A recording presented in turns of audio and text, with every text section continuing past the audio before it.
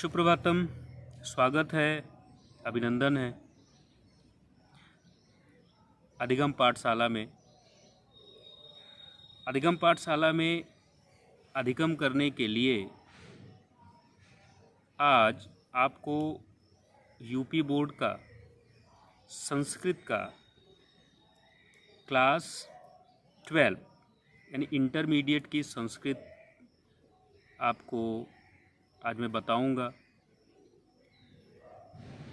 चूँकि इंटरमीडिएट की जो संस्कृत है वो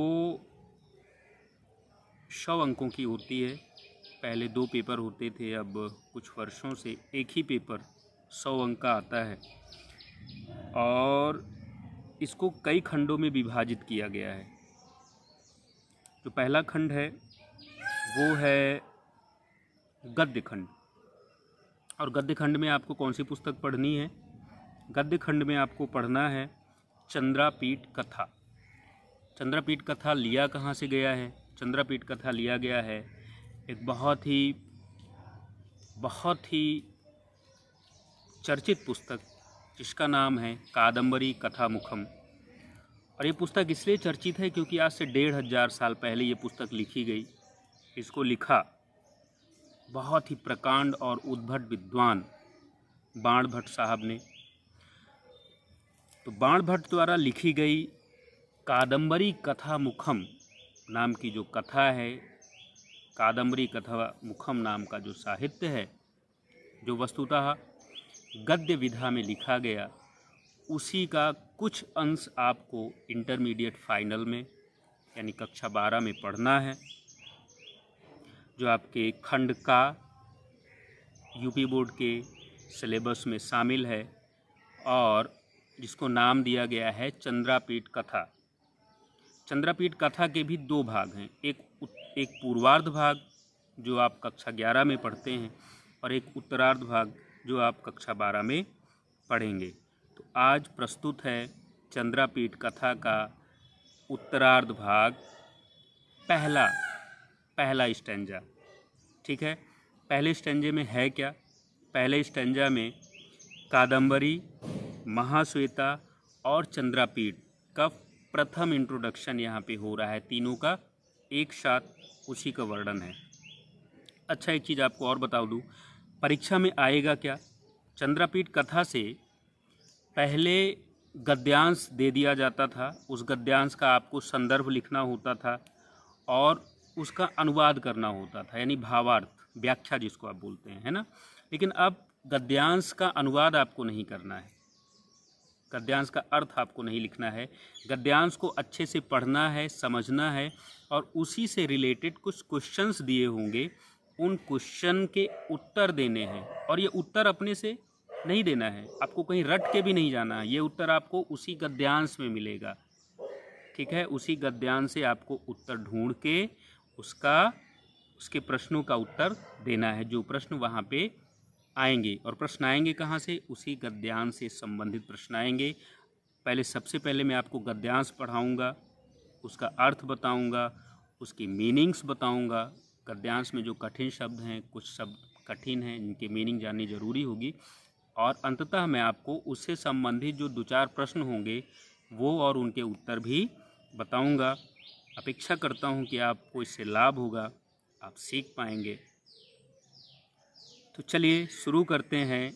बाणभट्ट द्वारा लिखा गया चंद्रापीठ कथा का उत्तरार्ध भाग, कक्षा 12 में, गद्य खंड से इसका पहला स्टैंजा। Let's start. सा तु समुत्थाय महाश्वेतां स्नेह निर्भरं कंठे जग्राह। सा तु समुत्थाय महाश्वेतां स्नेह निर्भरं कंठे जग्राह।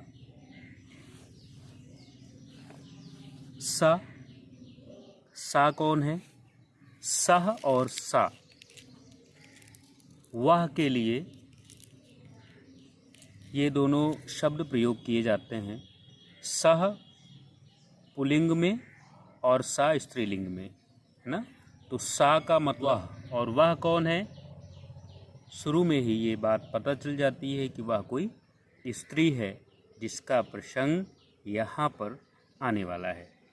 तो सा तू समुत्थाय यानी वह उठकर, समुत्थाय यानी उठकर, स्नेह निर्भरम, स्नेह निर्भरम, स्नेह से परिपूर्ण होकर, ठीक है।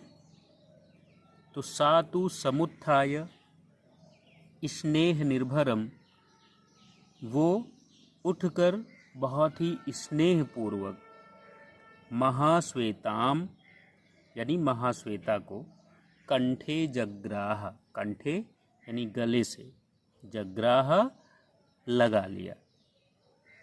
तो सातु समुत्थाय महाश्वेताम कंठे जग्राह, उसने उठकर महाश्वेता को अपने गले से लगा लिया। महाश्वेतापि, महाश्वेता ने भी, दृढ़तर दत्त कंठग्रहा, दृढ़तर दत्त कंठग्रहा शब्द में क्रिया की प्रतिक्रिया हुई है। यानी अभी जो पहला आपने वाक्य पढ़ा उसमें था कि उसने उठकर महाश्वेता को बहुत ही स्नेहपूर्ण ढंग से गले से लगा लिया। तो किसने लगा लिया था? कादम्बरी ने। जब एक ने लगाया गले से तो दूसरा भी तो कुछ करेगा, वही चीज़ है। तो महाश्वेतापि, महाश्वेता अपि, अपि का मतलब होता है भी, महाश्वेता ने भी दृढ़तर कंठग्रहा, बहुत ही दृढ़ता पूर्वक स्नेह से कंठ में लगा लिया, यानी गले से लगा लिया। दोनों ने एक दूसरे को गले से लगाया, आलिंगन किया। और फिर ताम अवादीत, ताम उससे, अवादीत यानी कहा। क्या कहा? सखी कादम्बरी, महाश्वेता कहती हैं कि सखी कादम्बरी भारते वर्षे तारापीडो नाम, भारते वर्षे राजा तारापीडो नाम।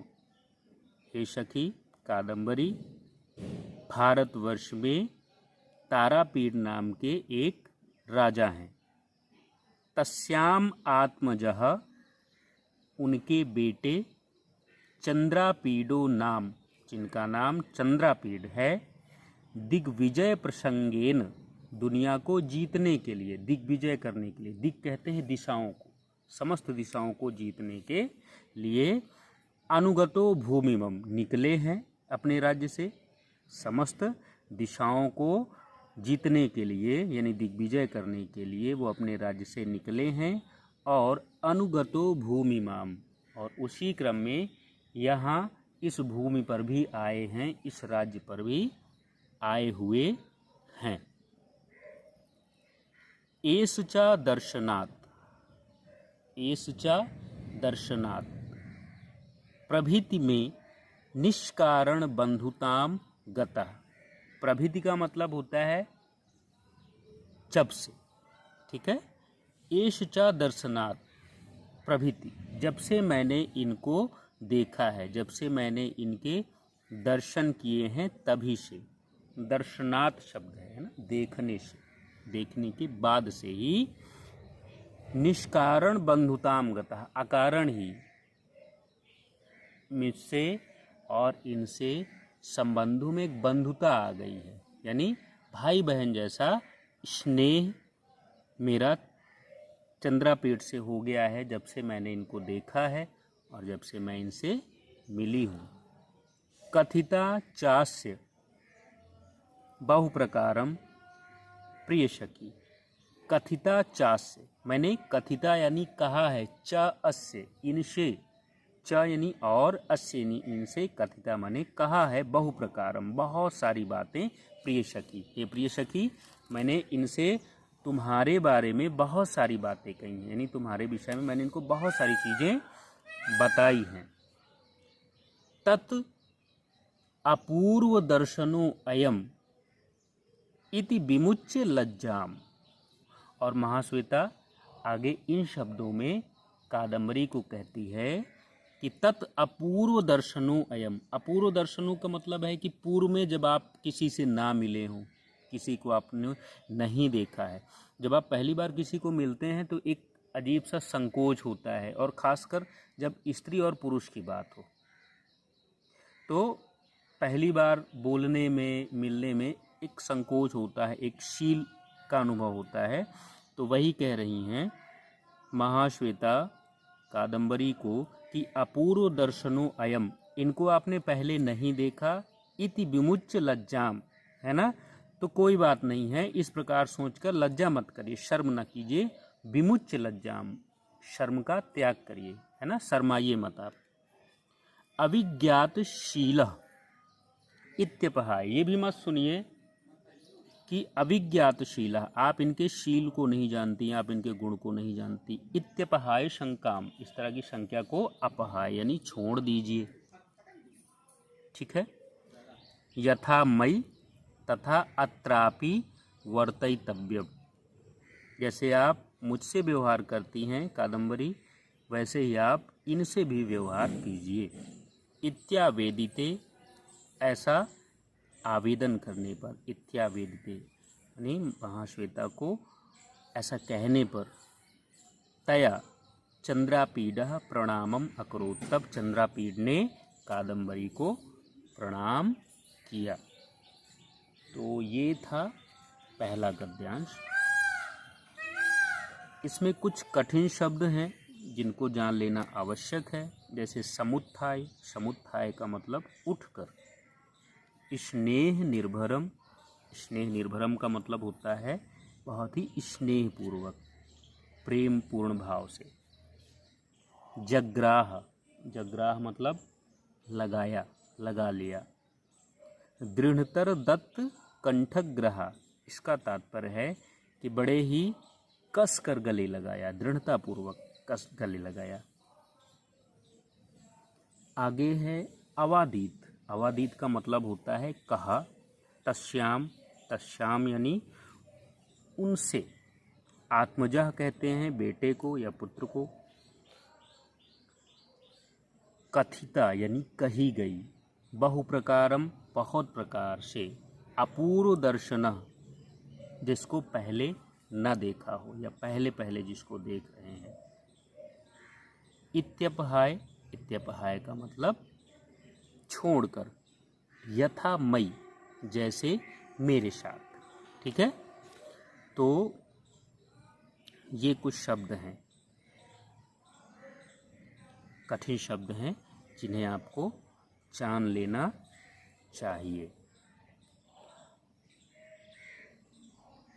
अब कुछ प्रश्नोत्तर हैं, कुछ प्रश्नों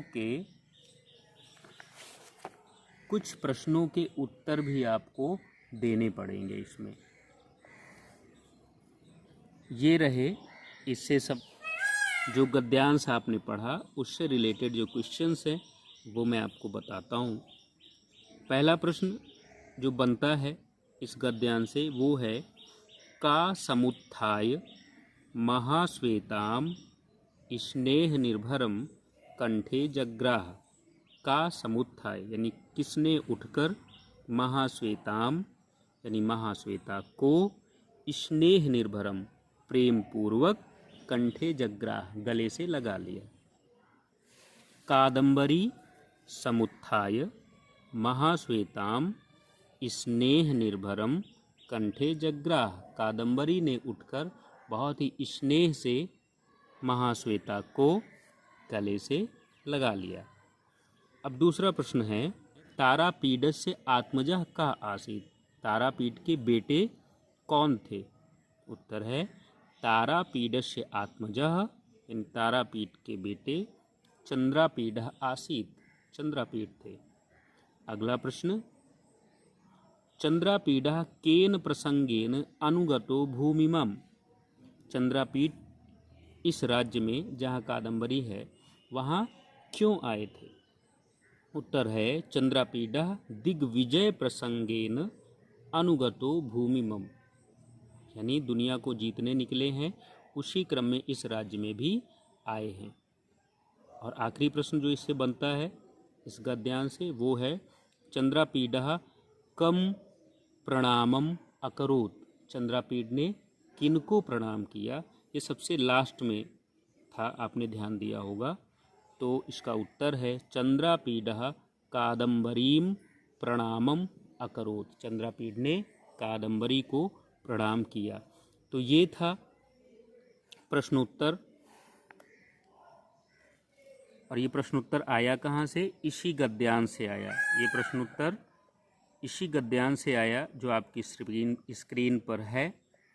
और ये महाकवि बाण द्वारा रचित चंद्रापीड कथा का उत्तरार्ध भाग है, जो कक्षा 12 के उत्तर प्रदेश के बोर्ड में शामिल है भाग। आज के लिए इतना ही। आपको ऐसे ही और भी दूसरे वीडियो प्राप्त होंगे,